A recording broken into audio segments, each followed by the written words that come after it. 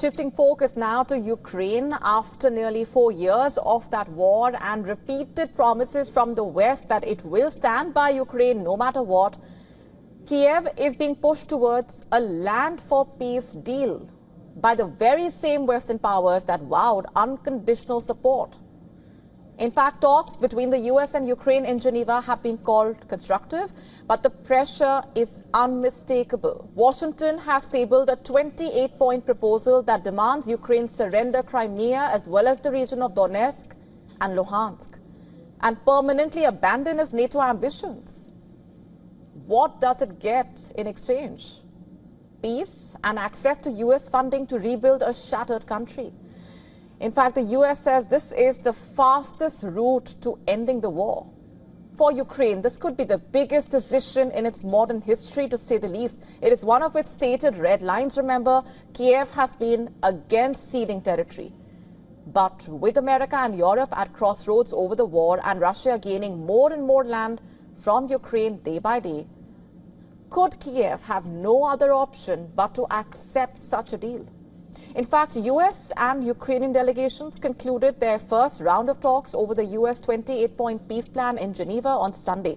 Both sides described the discussions as constructive while signaling that delicate issues remain unresolved. The meeting was held at the residence of the US mission to the United Nations in Geneva.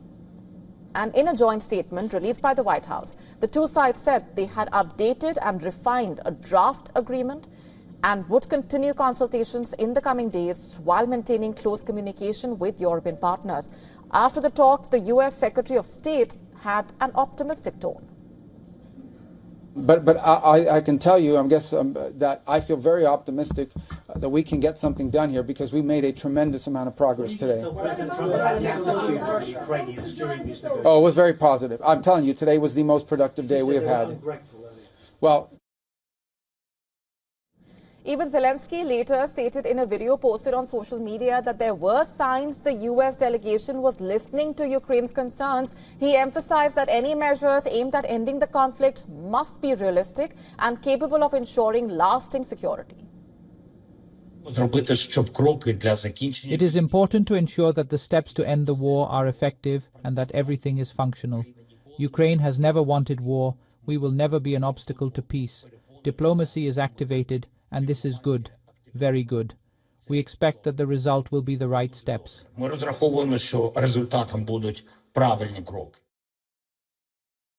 Meanwhile, discussions are underway regarding a potential visit by Zelensky to the US as soon as this week. According to Reuters, the goal would reportedly be for the two presidents to directly address the most sensitive elements of the plan, including territorial matters. No date has been confirmed for the possible trip as of now, reportedly.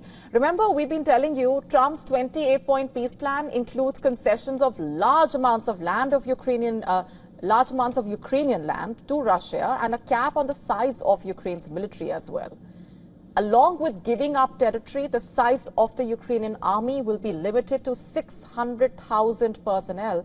Ukraine will commit to not joining NATO and will enshrine that in its constitution. Also, NATO will never admit Ukraine as a member, and NATO will not station troops in Ukraine. As for Russia, the plan calls for Russia to agree to $100 billion of its frozen assets to be invested in US-led efforts to rebuild Ukraine. Across the Atlantic, EU leaders also discussed the US proposal to end the war on the sidelines of the summit with the African leaders in Angola. It followed Sunday's talks in Geneva between the US and Ukraine. The US plan had sparked alarm in Kiev and across European capitals, in fact. Meanwhile, the longer the diplomatic efforts take, the more land Ukraine loses on the ground to Russia. In Kharkiv, the death toll rose on Monday after a massive Russian drone attack. Russian forces launched strike drones at residential areas of the region, resulting in the deaths of at least 4 people.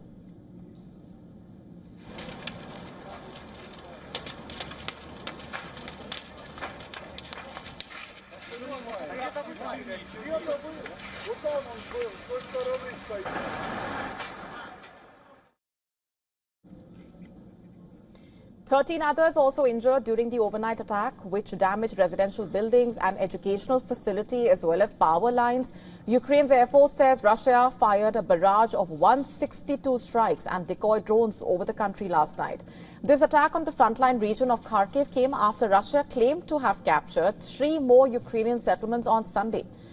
In Pokrovsk, the Russian assault groups of the Second Army continue to strike the besieged Ukrainian forces in the Central District, the Miners District and the Western Industrial Area. As is evident, the war is showing no signs of slowing down, so the question is no longer simply how the war ends, but on whose terms really.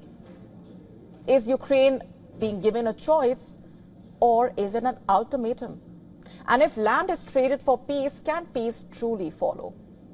To stay up to speed with the latest news, download the WION app and subscribe to our YouTube channel.